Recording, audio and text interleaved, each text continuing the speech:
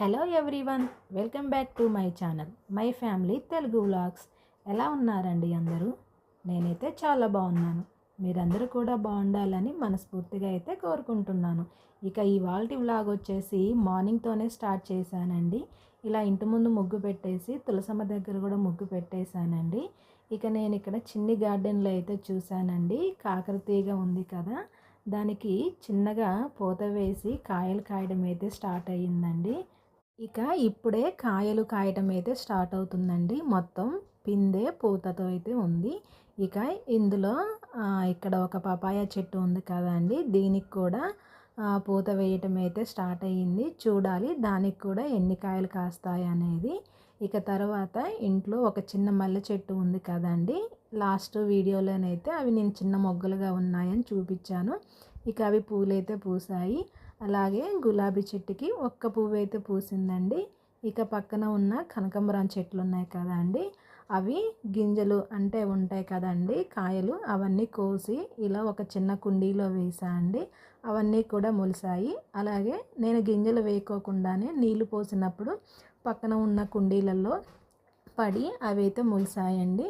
ఇక నేను మనం పువ్వులలో కట్టే ఆకు ఉంటుంది కదండి, అవి మొత్తం కట్ చేశాను కదా, అది కూడా మొత్తం ఎగురొచ్చింది. ఇక ఇక్కడ మందార చెట్టు ఉంది కదండి, అసలు ఈ మందార చెట్టుకు ఎన్ని మొగ్గలు ఉన్నాయంటే అన్ని మొగ్గలు ఉన్నాయండి. చాలా మొగ్గలు ఉన్నాయండి. ఒక్కొక్క మండకి ఒక 5-6 మొగ్గలు అయితే ఉన్నాయండి. ఇక నేను మనీ ప్లాంట్ని కట్ చేసి ఇలా వాటర్లో పెట్టేశానండి. ఇంట్లో పెట్టుకోవటానికి బాగుంటుందనేసి ఒక 2 డబ్బాలోనైతే వేసాను. నేను వేసేసి కూడా ఒక 15 డేస్ అవుతుందండి. మంచిగా వేర్లు అయితే వచ్చాయి. అలాగే ఆకులు కూడా వచ్చాయండి, ఎగురొస్తుంది. అలాగే నేను ఇంట్లో పుదీనా కూరగాయలతో పాటు వస్తే అందులో ఉన్న పుదీనా మొత్తం కట్ చేసి కాడల వరకు వాటర్లో పెట్టానండి. అవి కూడా మంచిగా చిగుర్లు అయితే వస్తున్నాయి. ఇక ఈ మనీ ప్లాంట్లో వాటర్ని చేంజ్ చేద్దామనేసి తీసాను. వాటరు పారబోసి వేరే మంచిగా అప్పటికప్పుడు మోటార్ వేసి చల్లగా ఉండే వాటర్ అయితే పట్టానండి. చూసారా, మనీ ప్లాంట్కి వేర్లు అయితే చక్కగా వచ్చాయి.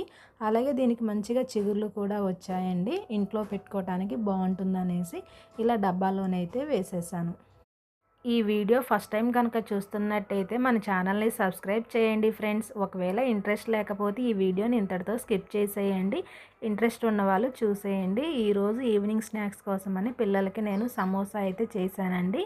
2 కప్పుల గోధుమ పిండిని తీసుకున్నాను. అందులో సాల్టు వాము వేసేసి కొద్దిగా వాటర్ వేసేసి కలుపుకుంటున్నానండి. మనం చపాతీ పిండిలాగా కొంచెం సాఫ్ట్గా అయితే కలుపుకోవాలి. సమోసాలు అయితే చాలా టేస్టీగా ఉన్నాయండి. పిల్లలు రోజు ఏదో ఒక స్నాక్ అడుగుతున్నారు అనేసి రోజు ఒక స్నాక్ అయితే చేయాల్సి వస్తుంది. ఇలా కలిపేసి ఒక హాఫ్ అన్ అవరు మూత పెట్టేసి పక్కన పెట్టేసుకుందామండి. ఒక హాఫ్ అన్ అవర్ తర్వాత తీసి మరొకసారి కలిపేసి ఇలా బాల్స్ లాగా అయితే చేసి పెట్టేసుకోవాలండి. వీటిని చపాతీలాగా చేసుకోవాలండి. మరీ పలచగా లేకుండా మరీ మందంగా లేకుండా కొంచెం మీడియం సైజులోనైతే చేసుకోవాలండి. మరీ మందంగా ఉంటే సమోసా అనేది క్రిస్పీగా రాదండి. అలాగని పలచగా చేస్తే మనం అందులో స్టఫింగ్ చేస్తాం కదండి, ఆ స్టఫింగ్ వేసినప్పుడు చపాతీ అనేది చినిగినట్టుగా ఉంటుందండి. అందుకనేసి మీడియంలో అయితే చేసుకోవాలి. ఇలా మనం చేసి పెట్టుకున్న అన్నింటిని కూడా ఇలా చేసేసి పక్కన పెట్టేసుకుందాం. ఇలా చేసి పెట్టుకున్న చపాతీలు అన్నింటిని కూడా ప్యాన్ పెట్టేసి ప్యాన్లోనైతే లో ఫ్లేమ్లో అటు ఇటు 2 వైపులా కూడా మామూలుగా కాల్చుకోవాలండి.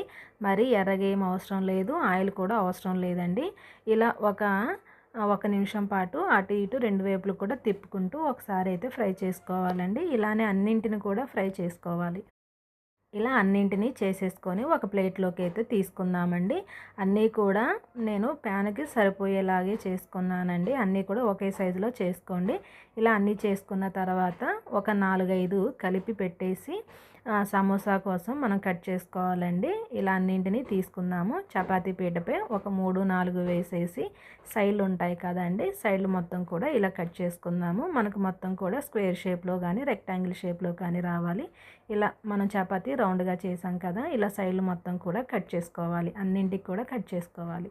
ఇలా కట్ చేసుకున్న తర్వాత మనకి మిగిలినవి ఉన్నాయి కదండి, వాటిని కూడా చిన్న చిన్నగా కట్ చేసుకొని వాటిని కూడా ఫ్రై చేసుకొని తినవచ్చండి. తర్వాత ఇలా కట్ చేసిన వాటిని మనం సైజును పట్టేసి 2 పీసెస్ కానీ లేదంటే 3 పీసెస్ కానీ చేసుకోవచ్చండి. అలానే అన్నింటిని కూడా చూపిస్తున్నాను చూసారా, ఈ విధంగా అయితే కట్ చేసుకొని పెట్టుకోవాలి. ఇందులోకి స్టఫింగ్ కోసం ఒక 2 ఆనియన్స్ని అయితే సన్నగా కట్ చేసుకోవాలండి. సన్నగా ఉంటేనే చాలా బాగుంటుంది. ఇలా మొత్తం కట్ చేసుకున్న తర్వాత ఒకసారి నైఫ్ తోటి ఇలా ఇలా అనేస్తే ఏమన్నా లడ్డుగా ఉన్నా కూడా కొంచెం సన్నగా అయిపోతాయండి. ఇలా కట్ చేసుకున్న ఆనియన్స్ని ఒక బౌల్లోకి అయితే తీసుకుందాం. అలాగే ఇందులోకి 2 కప్పుల అటుకులను అయితే తీసుకుందామండి. అలాగే సాల్ట్, రుచికి తగ్గట్టుగా సాల్ట్, కారం ఈ 2 వేసుకొని బాగా కలుపుకోవాలండి. కారం మనం టేస్ట్ తగ్గట్టుగా వేసుకోవాలి. ఒకవేళ మీకు కారం వద్దనుకుంటే పచ్చిమిర్చి కూడా వేసుకోవచ్చు. అలాగే అందులోకి ఒక 2 టీ స్పూన్లు జీలకర్ర కూడా వేసుకొని కలుపుకుందాం. మనం స్పూన్ తీసేసి చేతితో కలుపుదామండి. ఆనియన్స్లో ఉండే వాటరు మంచిగా అటుకులకు పట్టేసి చాలా టేస్టీగా అయితే ఉంటాయి. అలాగే నేను ఒక ఆలుగడ్డ అలాగే బఠానీ అండి. బఠానీని నేను ఒక 3 అవర్స్ పాటు నానబెట్టేసి అలాగే బఠానీ 2 కూడా కుక్కర్లో వేసి ఒక 5 విజిల్స్ వచ్చేంత వరకు ఉడికిచ్చాను. ఉడికిన తర్వాత వాటిని కొద్దిగా మెత్తగా మ్యాష్ చేసేసి దానిని కూడా ఈ అటుకుల మిశ్రమంలో వేసుకొని బాగా కలుపుకోవాలండి. అంటే ఆలు కూడా మొత్తం స్మాష్ అయిపోవాలి. ఇలా కలిపేసి దీనిని పక్కన పెట్టేసుకుందామండి. మనం సమోసాకి కట్ చేసుకున్నాం కదా అండి, వాటిని తీసుకొని సమోసా షేప్లో ఫోల్డ్ చేసుకొని ఈ స్టఫింగ్ని అందులో ఫిలప్ చేసుకోవాలండి. ఫిలప్ చేసిన తర్వాత వాటిని సైడ్లో జాయింట్ చేయడానికి గోధుమ పిండిలో కొంచెం వాటర్ వేసేసి కలిపి ఇలా గోధుమ పిండిని అయితే దీనికి వీడియోలో చూపిస్తున్న విధంగా వీటిని అయితే మొత్తం ఫిలప్ చేసి క్లోజ్ చేస్తే సమోసా అందులో ఉన్న స్టఫింగ్ అనేది బయటకు రాకుండా ఉంటుందండి. ఇలా అన్నింటిని కూడా చేసి ఒక ప్లేట్లోకి అయితే తీసుకుందాం. చూసారా, నాతో పాటు మా పిల్లలు కూడా చేశారండి. వాళ్ళకి వచ్చినట్టుగా అయితే చేశారు. సరేలే అనేసి ఉంచాను. ఇక వీటిని ఆయిల్లో డీప్ ఫ్రై చేసుకుందామండి. ముందుగా మనం సైడ్లు కట్ చేసి పెట్టాం కదా అండి, వాటిని అయితే ఫ్రై చేశాను. వీటిని ఫ్రై చేసి స్టఫింగ్లో వేద్దామనంటే మా పిల్లలు వద్దు మేము ఇలానే తింటాము అనేసి తిన్నారండి. సరేలే అవి కూడా బాగానే ఉన్నాయి. తర్వాత మనం చేసి పెట్టుకున్న ఈ సమోసాలన్నింటిని కూడా లో ఫ్లేమ్లోనే పెట్టాలండి. ఆయిల్ వేడెక్కిన తర్వాత లో ఫ్లేమ్లో పెట్టేసి మనకి కడాయిలో సరిపోయన్నీ వేసేసుకొని ఫ్రై చేసుకోవాలండి. 2 వైపులో కూడా గోల్డ్ కలర్ వచ్చేంత వరకు ఫ్రై చేసుకోవాలి. హై ఫ్లేమ్లో పెట్టకూడదండి. హై ఫ్లేమ్లో పెడితే బయట నల్లగా మాడిపోతాయి, లోపల స్టఫింగ్ అనేది సరిగ్గా ఉడకదు. ఇలా లో ఫ్లేమ్లో పెట్టి ఫ్రై చేసుకోవడమే. ఇలా ఫ్రై అయిన వాటిని తీసుకొని ఒక ప్లేట్లో అయితే వేసుకుందామండి.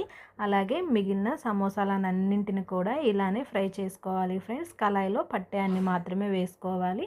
వేసుకొని అన్నింటిని కూడా ఇలానే ఫ్రై చేసుకోవాలి.